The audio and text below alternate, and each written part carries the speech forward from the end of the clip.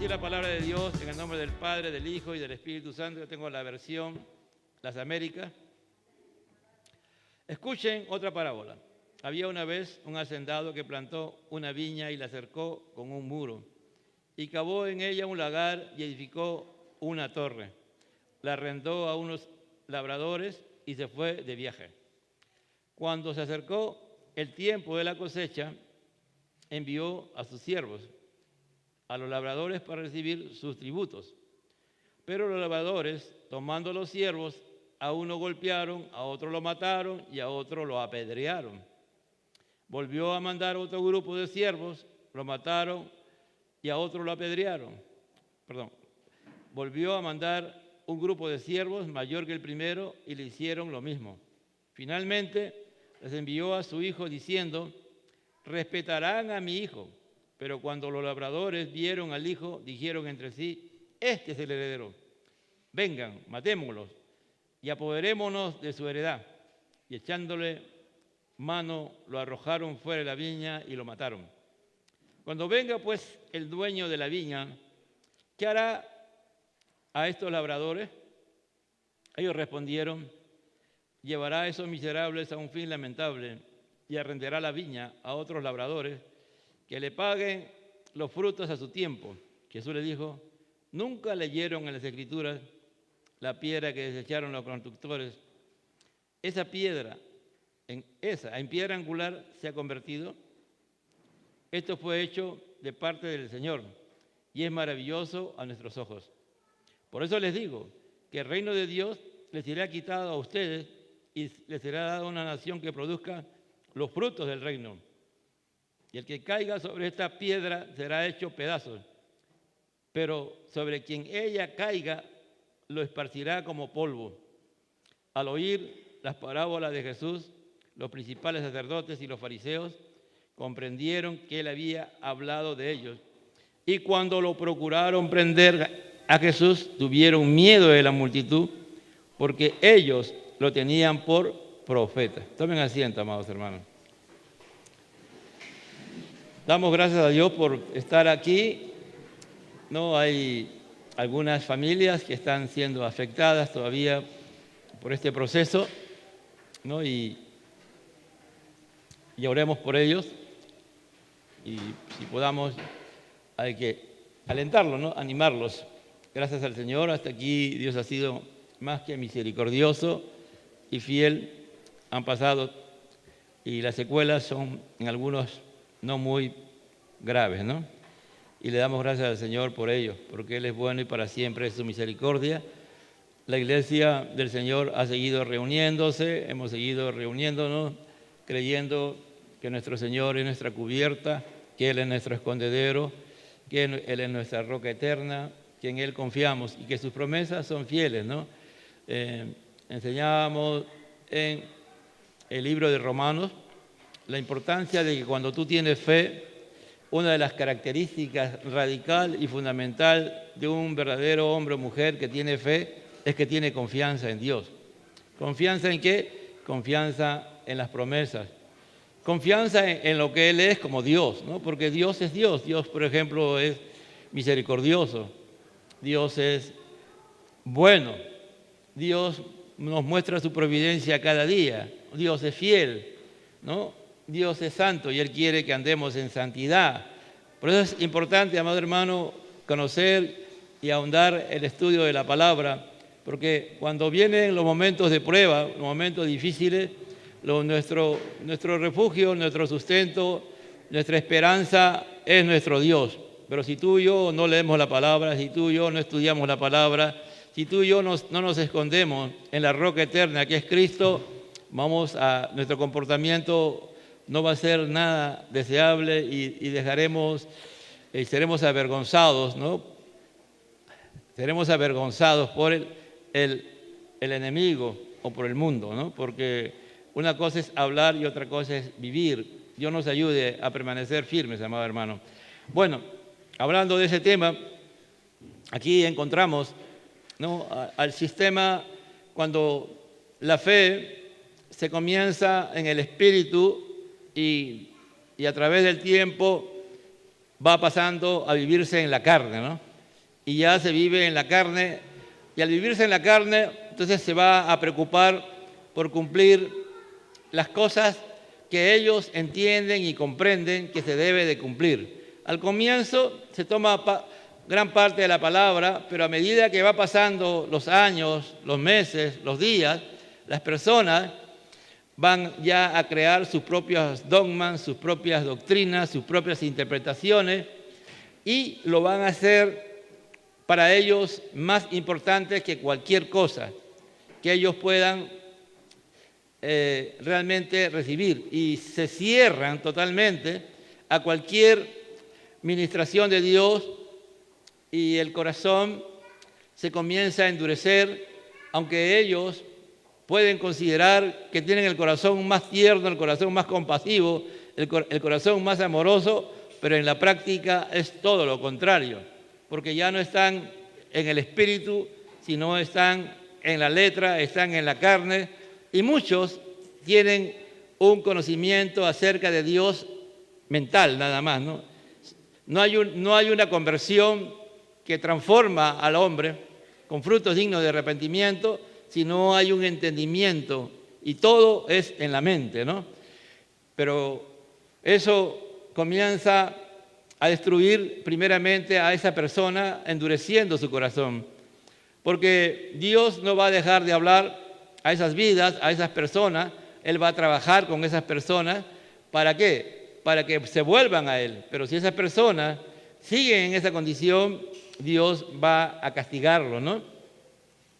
Esa es la parábola que Jesús nos ha contado, ¿no? Porque primero Él habla de que planta, ¿no? Dice, ¿qué hace con esa viña? Él la compra o la alquila, y Él planta. Antes de hacer el cerco, antes de hacer el lagar, antes de hacer la torre, lo primero que hace es plantar, ¿no?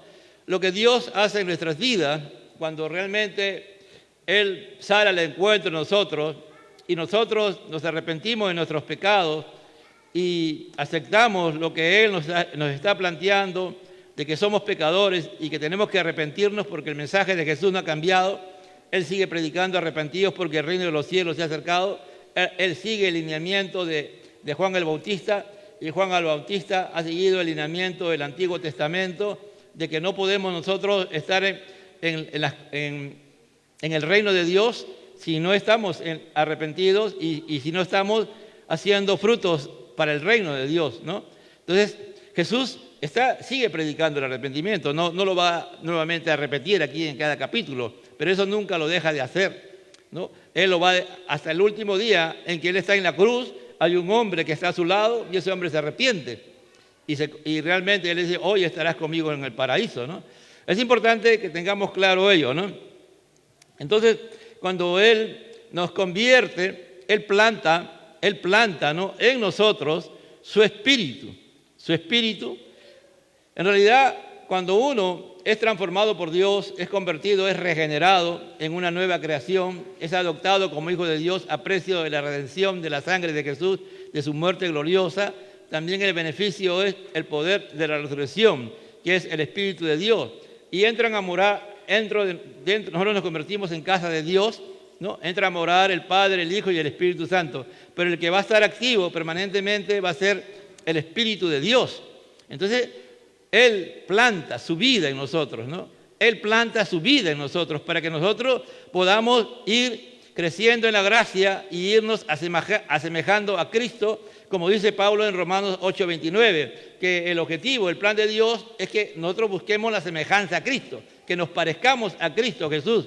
No solamente esperar que lleguemos al cielo, no, desde ahora Dios va obrando. Si tú y yo nos vamos negando a nosotros mismos y dejamos que nuestros corazones realmente Dios trabaje, vamos a tener un corazón manso y humilde, ¿no?, para hallar descanso. Cuando el Señor dice, aprendan de mí que soy manso y humilde de corazón, Él está hablando de que eso debe haber siempre en nuestro corazón, un corazón de humildad, ¿no?, de mansedumbre, un corazón dispuesto a que Dios lo forme, amado hermano, en cualquier circunstancia. Pase lo que pase, Dios es soberano. Él, si tú estás en un gran problema, en una situación crítica, aún tu vida corre peligro, ahí está Dios soberanamente trabajando en el corazón.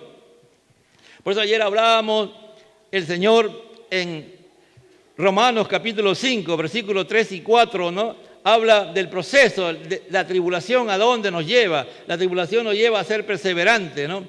A ser perseverante. La perseverancia es una característica que Dios da al verdadero y auténtico cristiano que tiene la vida transformada por Dios y que el Espíritu está ahí. Y como resultado de la perseverancia va a haber un carácter formado.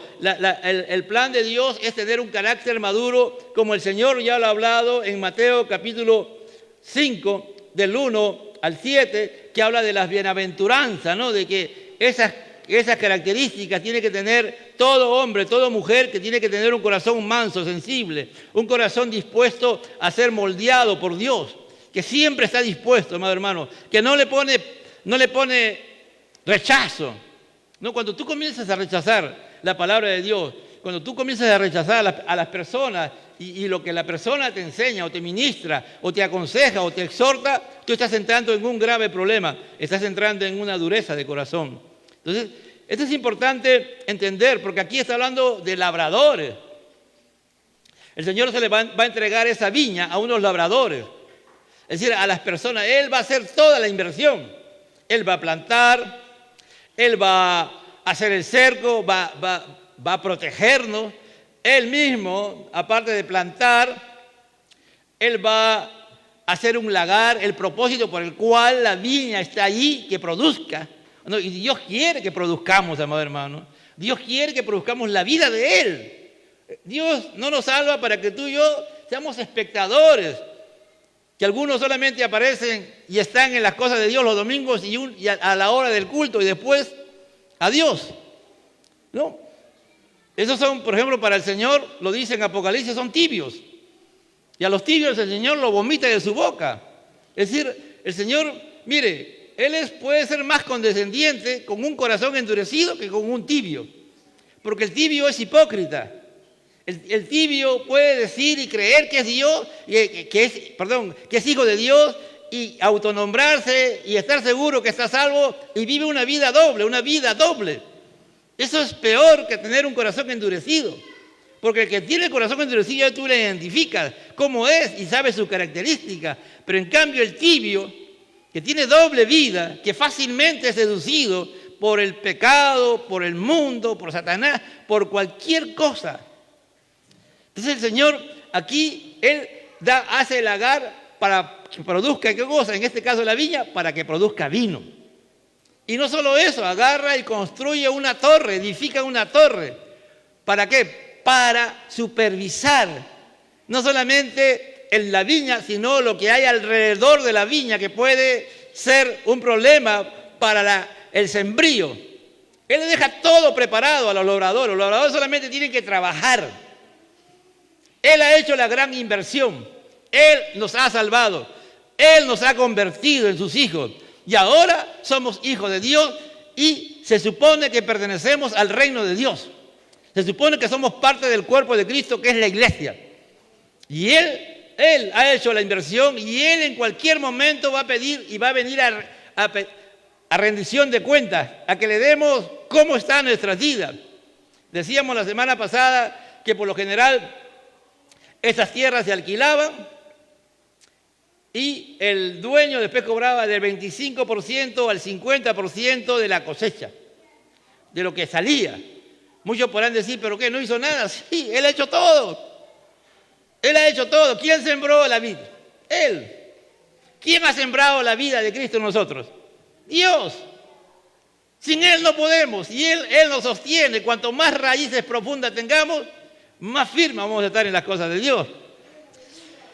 Por eso que después Él va y manda a sus siervos, a sus esclavos, porque esa es la palabra dulos ahí, a pedir cuentas. Ya, a ver, vengo a recoger cosas. El vino, pues, ¿no? Él venía a recoger el vino. Él no venía a recoger uva, él venía a recoger el vino. Él venía a recoger cómo estábamos, si la miramos espiritualmente, cómo está nuestra vida. ¿Cómo está nuestra vida? ¿Está reflejando a Cristo? ¿Tiene aroma de Cristo? ¿La gente nos ve como cristianos o nos ve como cualquier persona igual que ellos o a veces en peor condición que ellos? ¿No? Porque Ese es el fruto que él quería, por eso había un lagar, si no, no hubiera el lagar. El propósito del lagar era para que produciera fruto. El propósito del Señor que nos ha convertido y nos ha transformado es que tengamos la característica de Cristo, ¿me entiendes? Por eso que vamos a ser machucados, vamos a ser llevados al lagar, vamos a ser probados, ¿me entiendes? Allí, ¿para qué? Para que la vida de Cristo salga en nosotros, amado hermano, y se refleje. Entonces, él quería eso, pero ¿qué va a encontrar? Va a encontrar a unos labradores que se habían apropiado de la viña y los van a torturar, los van a matar y los van a apedrear, ¿no? En los dos últimos casos es muerte, asesinato. Terrible. Mire todo lo que puede ser un corazón endurecido. Dios tenga misericordia, amado hermano, y nunca tengas tú un discipulador, alguien que te lleve a los pies de Cristo, entre comillas, y tenga un corazón endurecido. Porque una persona que tiene un corazón endurecido, que discipula a alguien, ya, si lo miramos bíblicamente, de acuerdo a Mateo 23, ya no es un discípulo, sino es un prosélito. Ya no es un seguidor de Jesucristo, sino él te va a hacer que tú le sigas a él. Y él va a querer que tú hagas lo que él hace, porque para él lo que tú haces es correcto. Y él no acepta en ningún momento, amado hermano, cambio. Él no va a cambiar absolutamente en nada. Y te impone las cosas. Entonces, esta gente era así.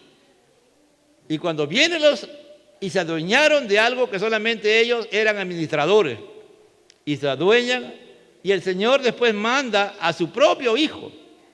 Dice, respetarán, honrarán, ¿a quién? A mi hijo. Mire, y ellos cuando lo ven, ellos lo identifican. Ellos analizan y disciernen que ese es el hijo del dueño. Esta parábola realmente, para los que tienen el corazón endurecido, para aquellos que están también en la hipocresía o tienen el corazón tibio, es duro. Porque aquí el Señor nos confronta ahí. O los confronta o nos confronta. Si es que tenemos un corazón endurecido, si tenemos un corazón hipócrita, de doble vida. Y Jesús quiere ordenar, él va a ir a la cruz. Él ya está en la última semana, ¿no? Ya los últimos días para ir a la cruz. Está posiblemente el miércoles, algunos plantean, dando esta confrontación a esta gente. Y está poniendo los puntos sobre las i. Él no podía irse sin antes no hacer un diagnóstico tan fuerte, tan duro de esta gente, ¿no? De estas personas. Y si tú y yo algún día nos vamos a ir y no estamos andando bien delante de Dios, tenlo por seguro, amado hermano, que Dios, nuestro Señor, va a venir y Él va a trabajar con tu vida antes de que partas, para que tengas tiempo de arrepentirte y volver y permanecer en los caminos del Señor. Él es fiel, amado hermano, aunque parezca inaudito, ¿no? Él lo va a hacer, amado hermano, porque Él es así, aquí está. Él va a ir a la cruz, pero Él más está preocupado por la condición religiosa en que estaba su pueblo y cómo el reino de Dios era entendido por ellos. Para ellos el reino de Dios era un reino totalmente humano, un reino en el cual el Mesías iba a venir a libertarlos para ellos ser poderosos, ¿no? Como las películas que tú ves, ¿no? Que los vencedores, ¿no? Las películas americanas, ¿no? Todos son vencedores, nunca pierden una batalla, nunca, ¿no? Y en la realidad, cuando tú ves las últimas guerras de ese país, todas las ha perdido, ni una ha ganado, toditas las ha perdido. Pero nos hacen creer, ¿no? Que eso es verdad, cuando todo aparentemente te va bien, ¿no? Por eso Jesús le dice, nunca os conocí a vos hacedores de maldad. Pero Señor, si en tu nombre nosotros ayunábamos, vigilábamos, predicábamos, orábamos por los enfermos, orábamos por los endemoniados y eran liberados. Y todo iba bien. Y tú nos dices acá que somos hacedores de maldad, que somos malos, perversos. Sí, porque tienen un corazón duro, porque su corazón está endurecido. Entonces, aquí es trascendental y entender y comprender que cuando tú y yo vamos a la palabra, venimos a un culto, vamos a nuestro devocional, vamos a adorar al Señor, vamos a alabar al Señor, lo primero que tenemos que hacer es, ¿cómo estamos? ¿Cómo está mi comunión con Dios? ¿Estoy realmente en comunión con Dios? y estar expuesto a que Él nos hable, amado hermano. Ese es uno de los grandes problemas, no solamente de la gente del mundo, ¿no? Nosotros tenemos en estos días una situación crítica en nuestra nación y nuestro líder máximo, ¿no?, a nivel político y de gobierno, sale a hablar y él no se equivocaba en nada, absolutamente en nada. Todos se equivocan menos él se equivoca. Cuando tú tienes eso y que todos son culpables, como cristianos, porque también hay cristianos así, que todos fallan, pero él no falla, hermano, tu corazón está endurecido. Tú no aceptas, estás lleno de orgullo y eres más sobrino de Satanás que hijo de Dios, ¿no? Como dice C.S. Lewis, ¿no?, el famoso novela de El sobrino de Satanás, ¿no?, que algunos jóvenes lo han leído y algunos hermanos que tengan interés lo puedan leer. Es así, amado hermano. Entonces, hay que estar expuesto a que Dios, por medio de su Espíritu Santo y su palabra, nos analicen y nos digan qué es lo que estamos, hermano. ¿Cómo estamos delante de Dios? ¿Cómo Dios nos ve? ¿Qué tenemos que hacer para cambiar? Entonces ahí el Señor va a hacer una gran pregunta, ¿no? Cuando venga pues el dueño de la viña, ¿qué hará a estos labradores? Y ellos responden, ¿no? Como se sentían bien, ellos están bien con Dios, para ellos, ¿no? Con bien, con todos. Ellos tienen la capacidad de decir, estos son unos miserables, ¿no? Llevará a esos miserables a un fin lamentable, así, rapidito. No se ponen a pensar, no se ponen a meditar, no seré yo el que estoy en esa condición, no será mi vida. Cuando estamos mal, hermano, cuando estamos andando en la carne, ¿no?, cuando estamos andando y no estamos practicando los medios de la gracia, ¿no? Aquellos saben cuáles son los medios de la gracia, ¿no? Y muchos de los medios de la gracia tenemos que practicarlos prácticamente, ponerlos siempre. Facilito vamos a responder sin ni siquiera pestañear. Y ahí mismo vamos a ser jueces y sentenciar. Cuando tú miras a una persona que ni siquiera piensa y se pone a meditar, a pensar y lo hace, esa persona tiene problemas, hermano. Porque una de las características de un cristiano es ser misericordioso. Bienaventurados los misericordiosos, porque ellos, ¿qué? ¿Qué dice? ¿Alcanzarán qué? Misericordia, ¿no? Entonces, pero si tú no tienes misericordia, es que tu corazón está en proceso de endurecimiento o está endurecido. Y estos hombres le van a decir, ¿no?, así, llevará a esos miserables a un fin lamentable y arrendará la viña a otros labradores que le paguen los frutos a su tiempo. Jesús le dijo, ¿nunca leyeron las Escrituras? ¿Qué es leer? ¿Qué es leer? ¿Qué es leer las Sagradas Escrituras? Una buena pregunta, ¿no?, que habríamos que hacernos, ¿no? Una pregunta que el Señor nos debe enseñar, por lo menos en este día, amado hermano. Leer es llegar a saber con certeza. Es reconocer, es discernir. Dice el diccionario Strong, ¿no? Y el diccionario Word es un diccionario que ayuda a entender con mayor amplitud algunas palabras. Dice, propiamente conocer de nuevo a través de la lectura. La lectura permite a otros revivir o volver a apreciar lo que transmitió o experimentó el autor original. Por ejemplo, muchos tienen el plan de leer la Biblia en un año, ¿no? Y lo están haciendo y le damos gracias al Señor. Por lo menos están leyendo están dando una lectura de la Biblia. No están leyendo, están lecturando. Algunos sí están leyendo. Leer es, tú puedes leer, de repente estás con un grupo de hermanos y se leyó la palabra. Es como aquí, ¿no? ¿Qué salmo se ha leído? El Salmo 31. Los que llegaron temprano se leyó el Salmo 31. Se lecturó, pero no se leyó. Posiblemente el hermano que lo leyó, que lo lecturó, él lo ha leído. Él lo ha leído y lo ha traído aquí. Y él ha tenido una experiencia con esa lectura. Pero esa experiencia se obtiene cuando tú lo vuelves a leer. Y lo vuelves a leer, como dije, al final dice lo que transmite o experimentó el autor original. Por eso en el Salmo 1 dice, bienaventurado el varón, ¿no? Y habla ahí de lo que no hace un lector. Pero después dice, pero ¿qué hace el que lee? En su ley medita de día y de noche, ¿no?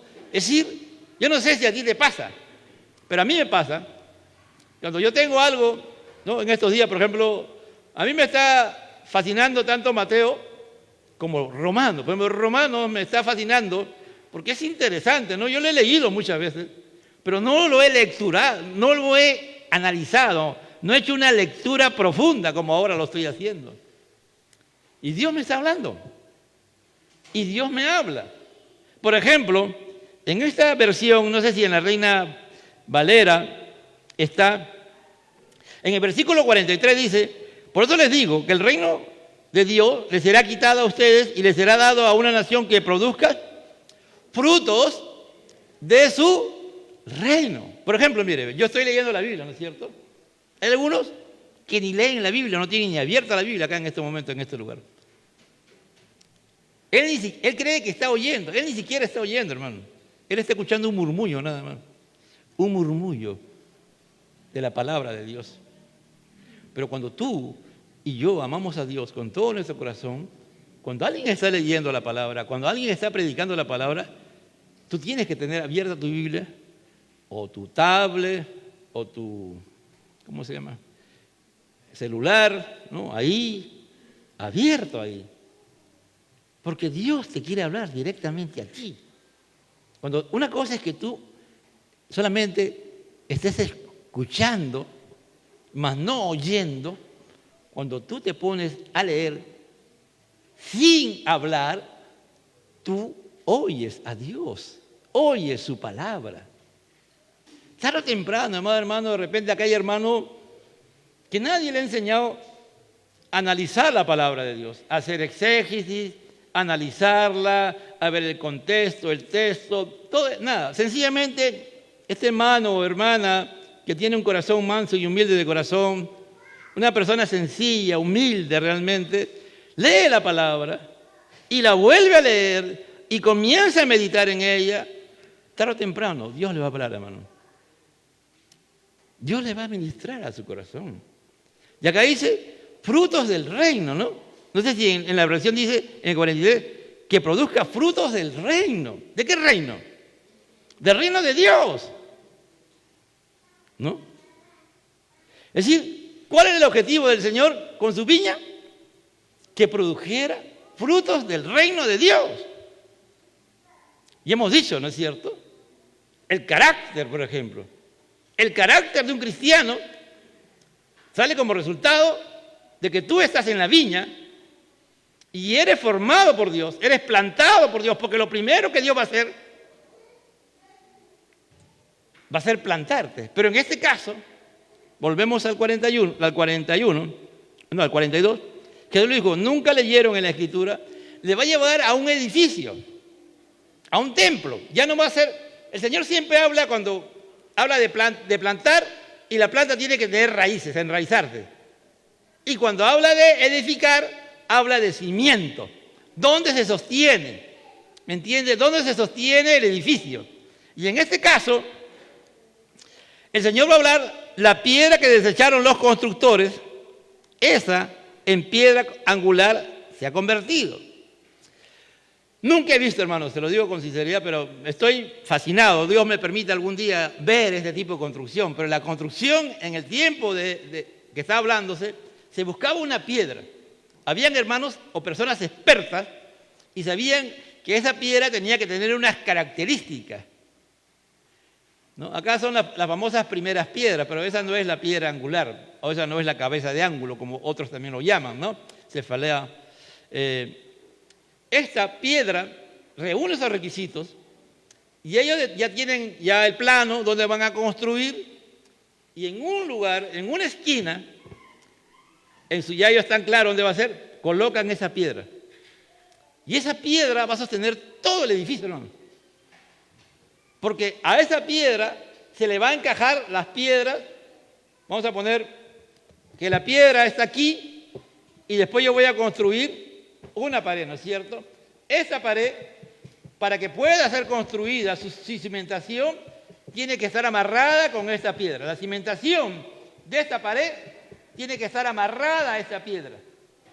Todo acá va en conjunto, ¿me entiende? Va en conjunto. Igual acá, para esta piedra de acá. Si usted va, por ejemplo, a Machu Picchu, ¿no? o a Sacsayhuamán, en el Cusco, puede ver cómo está construido, ¿no? Son puras piedras. Piedras, pero unos bloques de piedras inmensos. Y esas piedras no están en el aire, esas piedras están sostenidas. Algo lo sostiene, ¿me entiende? Pero en el caso, mire, iban a construir el templo que Salomón, y ellos tuvieron que buscar una piedra angular, una piedra perfecta. Ahora esa piedra por lo general es fea. Del punto de vista, ¿no? Del punto de vista humano es fea. Hay una leyenda de que una vez llevaron los expertos y dejaron ahí las piedras, parece que no construyeron en el tiempo determinado. Y alguien vino y ¿qué hace esa piedra? Y la botaron, ¿no? La rodaron y la sacaron de ahí. Y cuando vinieron los constructores, dijeron, ¿dónde está la piedra? Buscaban, ¿dónde está la piedra? ¿Qué piedra? Había una piedra acá, esa es la base, esa es la piedra, con esa comenzamos a edificar. Dice que la encontraron a la orilla de un río porque ahí la habían botado, ¿no? Tuvieron que volver a traerla para comenzar a construir el templo que iban a hacer. ¿Qué está hablando aquí Jesús? Jesús está hablando de Él. De Él, ¿me entiende? ¿Cómo termina el Sermón del Monte? ¿A quién compara? Dice, yo voy a comparar al hombre sabio, al hombre prudente, al hombre entendido, al hombre que ha leído lo que le he enseñado, que él tiene que edificar su casa sobre la roca, sobre la piedra angular. Si esa piedra angular es correcta, todo el edificio va a poder estar segura. Mire, ¿cómo es, no? Eso es increíble. Cómo aún en lo natural, nuestro Dios nos enseña que para poder permanecer en la fe, para poder ser un verdadero cristiano y no tener un corazón endurecido, jamás tener un corazón endurecido, nuestro fundamento tiene que ser Cristo, amado hermano. Tiene que ser Él. Voy a terminar de leer y después vamos a explicarlo. Dice, esa en piedra angular se ha convertido. La piedra que desecharon los constructores, esa en piedra angular se ha convertido. Esto fue hecho de parte del Señor y es maravilloso a nuestros ojos. Por eso digo que el reino de Dios les será quitado a ustedes y les será dado a una nación que produzca los frutos del reino. Pasa de construcción y nuevamente vuelve a la planta. No, a la figura de planta, que fruto, ¿no? Porque un edificio no va a dar frutos. En cambio, una planta sí da fruto, porque tiene raíces y su objetivo es dar fruto. En cambio, aquí lo que está hablando el Señor es del sostén, ¿qué me sostiene a mí? ¿Qué me hace a mí seguro de que yo estoy haciendo las cosas correctamente? Mi base, mi fundamento, ¿no es cierto? Cuando tú vas a dar un examen, y tú estás preparado, tú vas a ingresar o vas a pasar la prueba. Si tú eres un buen trabajador y permanentemente cumples con todo lo que establece y vas más allá todavía, siempre estás capacitándote por ti mismo, ¿no? La empresa no te pide que te capacites, tú mismo te capacitas. En cualquier momento te hacen una prueba y tú lo pasas. ¿Por qué? Porque permanentemente estás capacitándote porque sabes que la capacitación, la educación es tu fundamento de tu trabajo. Y de ese trabajo tú ganas el pan de cada día, lo que tú necesitas. Tú sabes que si no tienes buen conocimiento, va a venir otro y te va a sacar, o sencillamente la empresa va a decir, hasta aquí nomás, señor. Tú vas a llegar a desarrollarte tan bien, vas a hacer tu trabajo, que sin que busques trabajo, el día de hoy, alguien te va a llamar y decir, señor, mire, tenemos un puesto, y ese puesto es el tuyo, que tú desarrollas, esa profesión que tú desarrollas, porque hay ahora sistemas, gente que trabaja nada más para averiguar en las empresas qué características tienen los trabajadores y cómo se destacan. Y ellos saben cómo, ellos ya te han estudiado a ti ya. No sé cómo sacan la información, pero lo sacan. Y te llaman a postular a ti. Y muchas veces ni siquiera te dicen para concursar, dicen, señor, queremos ofrecerle este puesto de trabajo. ¿Cuánto gana usted? Tanto, dice. Y tú le dices, el triple, ellos te dicen, ya, sí señor, ven acá, vamos a conversar y ya, y acabamos. Y te aceptan muchas veces. ¿Por qué?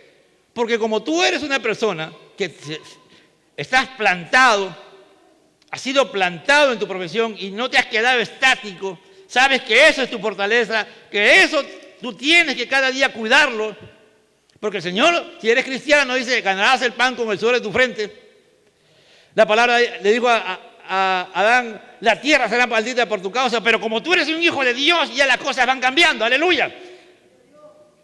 Mire, entonces, cuando tú y yo dejamos que esa piedra angular que es Cristo tome control de nosotros y todo lo que hagamos sea en base a Cristo y que nuestra meta es asemejarnos a Cristo, vas a dejarte formar. Vas a aceptar que tienes que pasar una rendición de cuenta, que el Señor en cualquier momento te va a venir a pedir cuenta.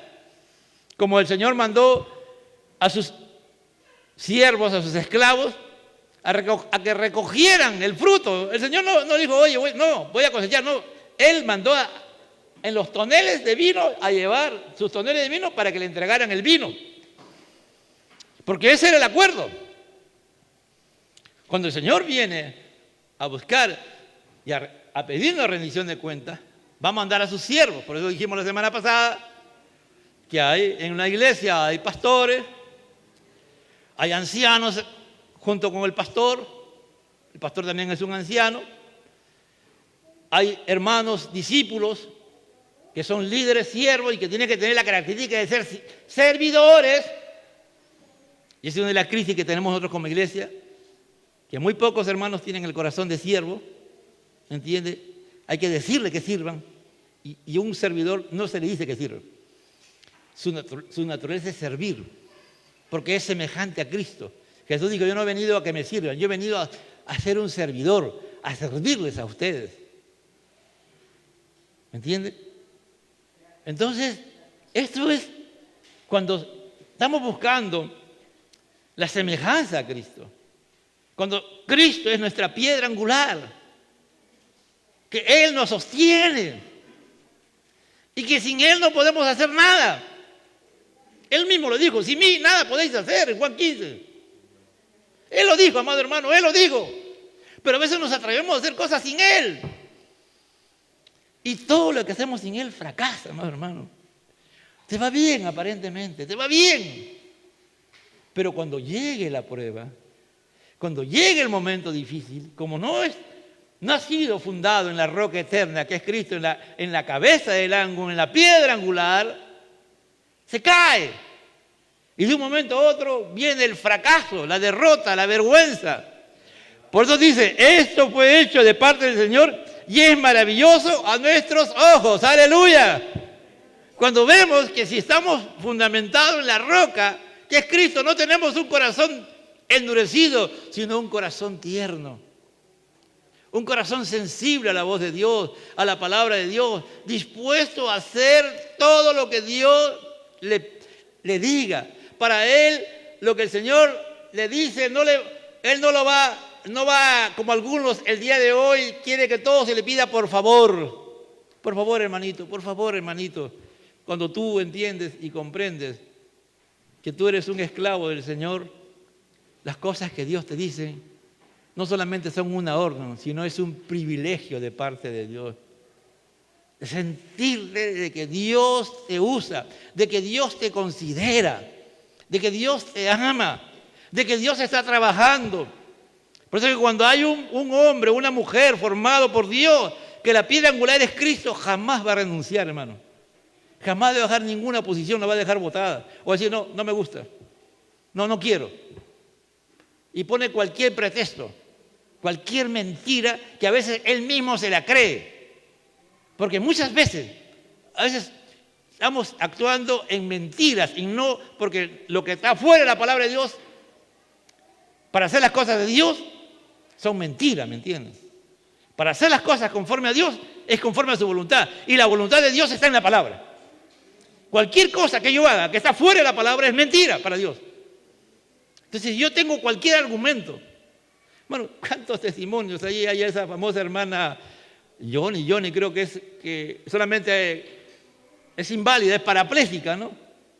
El otro hermano australiano que no tiene ni piernas. Y son tremendo testimonio para la iglesia y para el mundo, hermano, de su fe y de su confianza en Dios. Cuando Dios te quiere usar, lo primero que Él va a hacer en nuestra vida es plantar.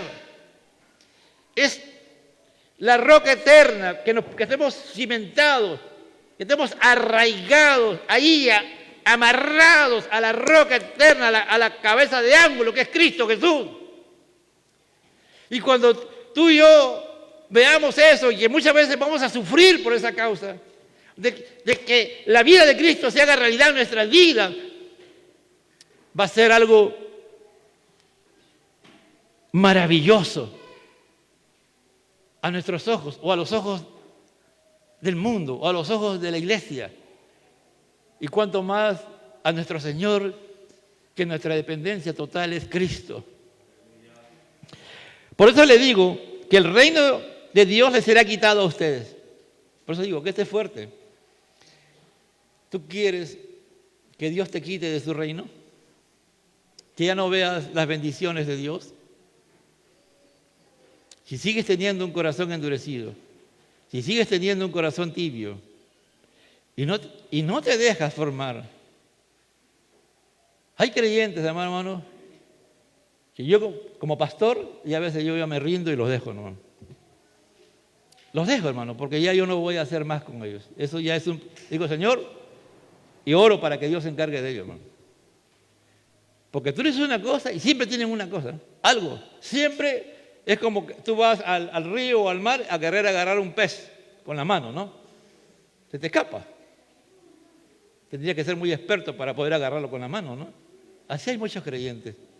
Así hay muchos creyentes que se creen delante de Dios. Que han hecho compromisos con Dios y después no cumplen. ¿Por qué una persona puede hacer compromiso con Dios y después no cumplir? Porque no tiene, pues, fundamento. No tiene temor de Dios. No conoce lo que es Dios. ¿No? ¿Cómo? Por eso les invito, hermano, hagan el esfuerzo. Yo sé que esto a veces tendrá muchas cosas, pero si usted aparta 2 horas nada más los sábados, venga los sábados, hermanos. Se le recomienda en el nombre del Señor. Venga, hermano, venga. Pablo demuestra que somos pecadores, pero también Pablo nos demuestra que el único que soluciona el problema del pecado es Cristo. Dios, nuestro Dios de amor, que envía a su Hijo Jesucristo para morir por nosotros. ¿Sabe cuándo tú y yo vamos a crecer en la gracia?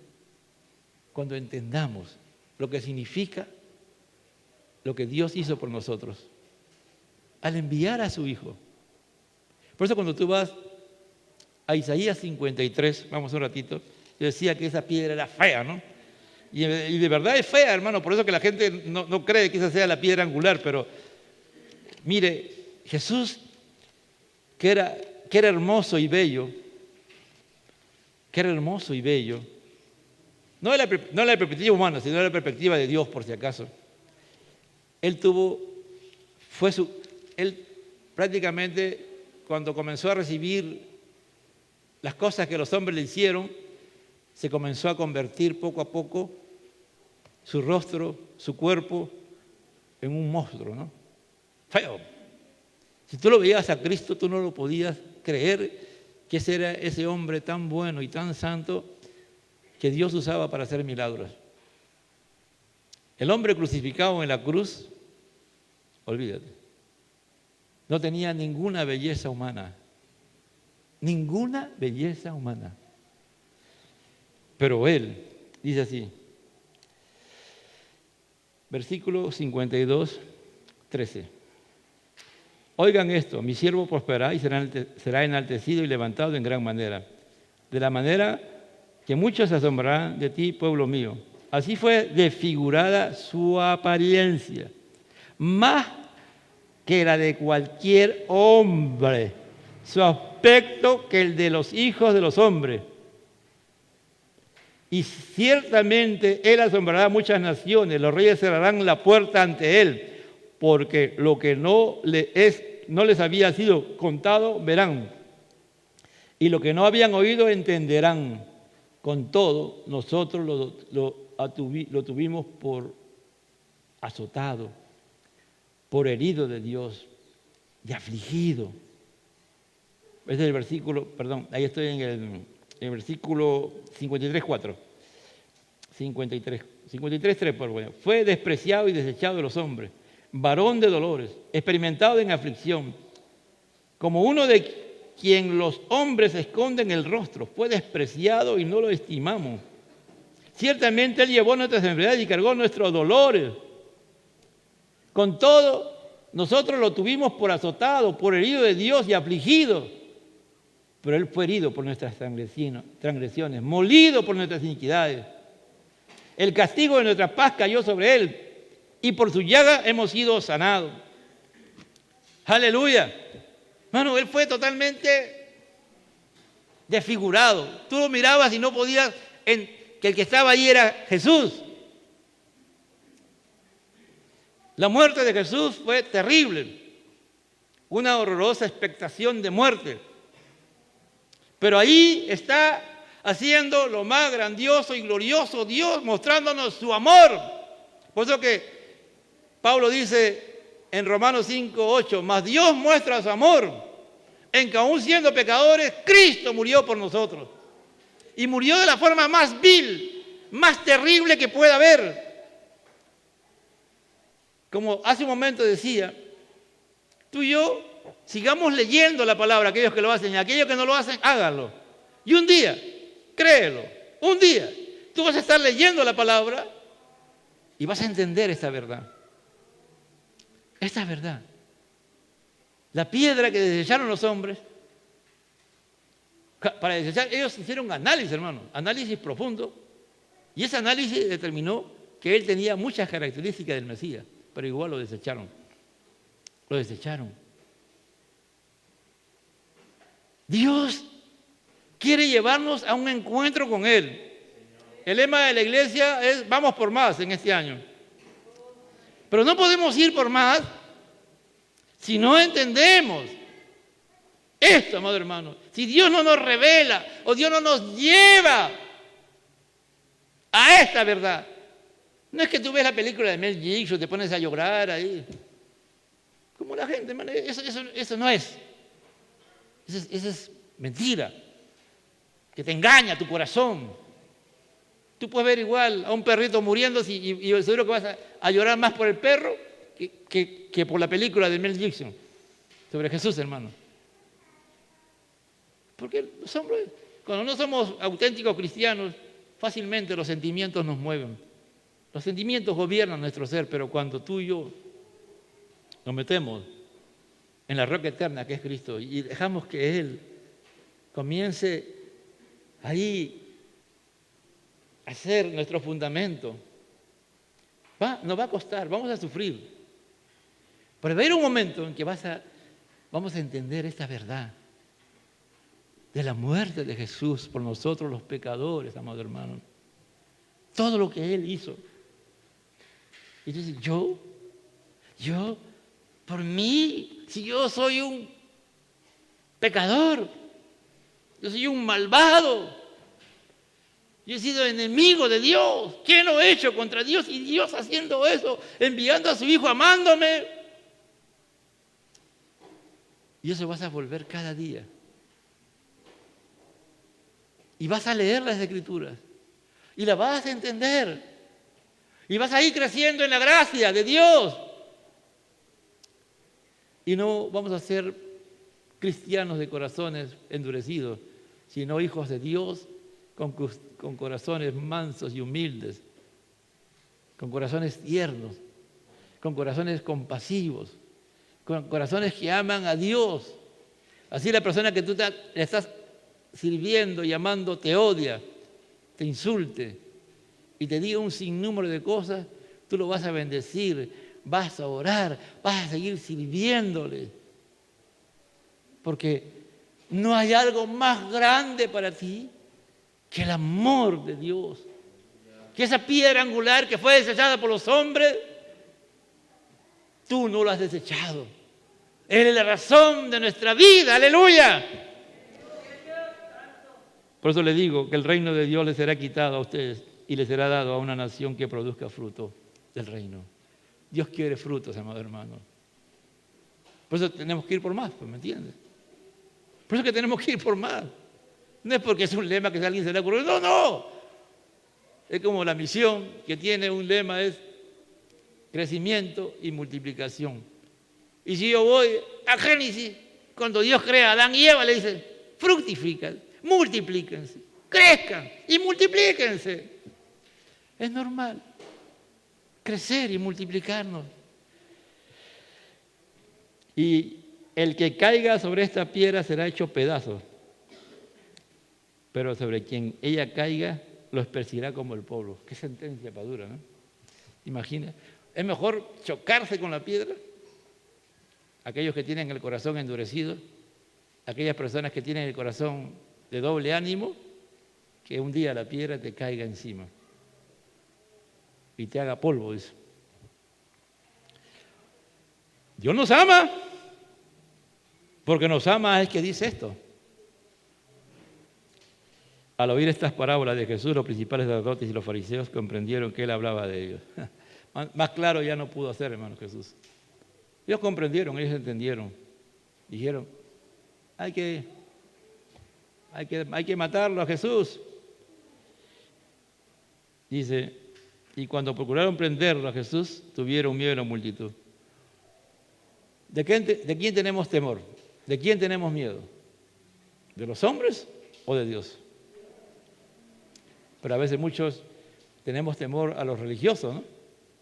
A las cosas que dicen que debemos de hacer y cómo hacerlo. Pero cuando tú sabes en quién has creído, sabes que tienes que tenerle temor a Dios, porque el temor a Dios te hará sabio. Porque ellos lo tenían por profeta. ¿Cómo lo tenemos a Jesús nosotros, amados hermanos? ¿Qué es Jesús para nosotros? ¿Qué es? ¿Es nuestro Señor? ¿Es nuestro amo? ¿Es la razón de nuestra existencia? ¿Es la vida para nosotros? ¿Es el todo en todo y para todo? Porque Pablo termina en Romanos 11:36 diciendo, porque de Él, por Él y para Él son todas las cosas por los siglos. Amén, dice, ¿no? Él es la razón de nuestra existencia. Dios nos ayude y algún día, los que estamos aquí, pensando por mi persona, lleguemos a esta verdad y la vivamos de tal manera que veamos la gloria de Dios en nuestras vidas, hermano. Así los hombres nos desechen. Así la humanidad no quiere saber nada con nosotros.